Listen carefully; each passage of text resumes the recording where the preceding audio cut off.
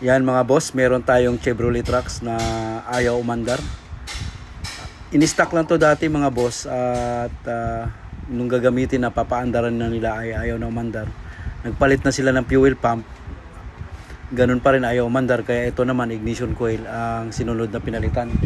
Ayan, kinakalas ko ngayon para ma-check ko kung may kuryente ba, may supply ba ng gas talaga ito, na pagkatapos nilang palitan ng fuel pump at saka ignition coil ay ayaw pa rin umandar. Ito yung ito-troubleshoot natin ngayon mga bossing ko. Itong Chevrolet. Dinala rito to, kinarga lang to sa towing. Itong coil na ito mga boss ay brand new na. At pinagpalitan nito andito sa likod. Nakalagay. At pati yung spark plug yata andito rin. Titingnan natin yung pinagpalitan nila. Bubuksan lang natin to. Trucks LT.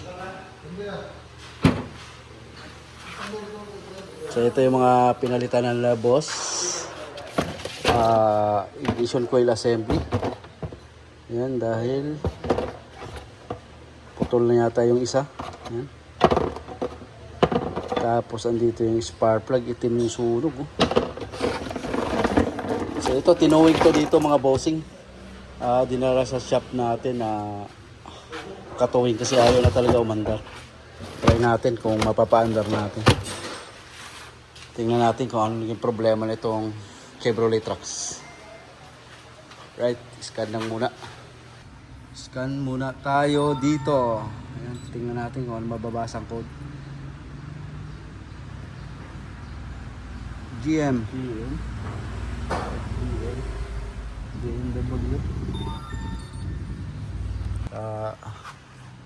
Throttle position sensor, EGR, throttle,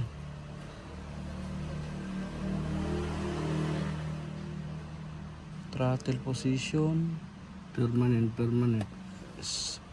yung lahat permanent. misfire, no? Check natin throttle body mga bossing. Tingnan natin kung to. Apak nga ang accelerator. Nakatodo na yan. Bitaw. Apak. Tumutunog ah. Bitaw. Apak. Sagad na yan, cham. Okay. Tingnan ko naman kung may kwan. Kuan, mahina. Kunti lang ang bukas. Pero pag binitawan ko, Oh, nagano. Subukan mo nga i-cranking, tingnan ko naman kung may kuryente.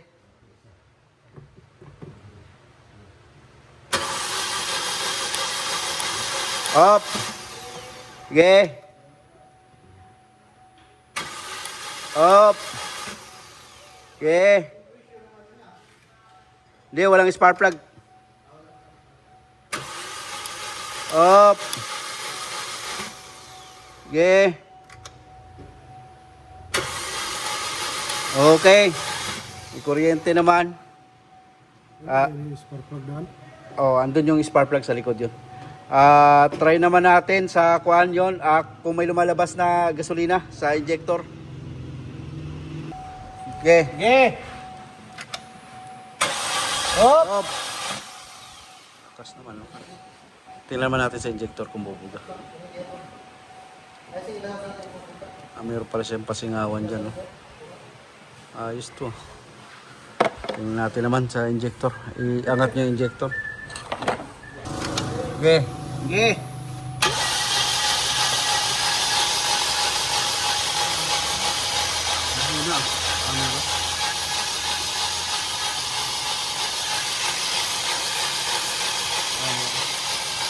Up.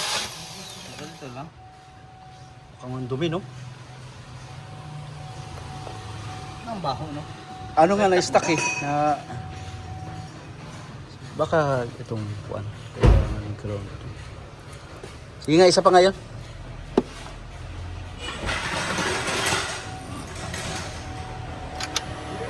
Sige. Meron. Lakas. Ayan, lakas. Up. Up. Compression test nga natin. Jam. Compression chip na test natin. Tapos ibalik natin yan. I-delete natin yung code. Pagka kung alin yung lulutang ulit. Yun yung pupunteriyahin natin. Compression test. Yan. Kunin mo compression test.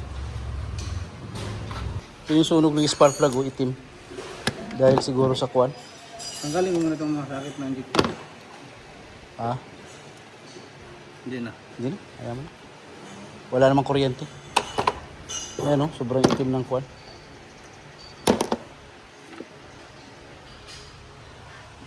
Unang ginawa. Cylinder number 1. Sige. Sige. Oh. Yung compression. Up. Yung compression yung man ah. Oh, baka bumaluktot yung barbula nito dahil sa Sige. kwan. Sa panis na gas. Sige. Wala. Okay. Lipat Up. mo sa iba. Up. Wala.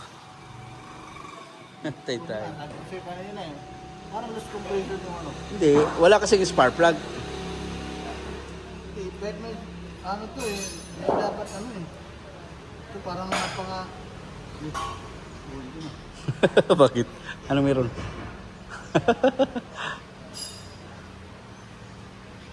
Yeah. Ayan, meron. Okay. Up. Up. Malakas na number 2. Luskom. Meron pang electrical.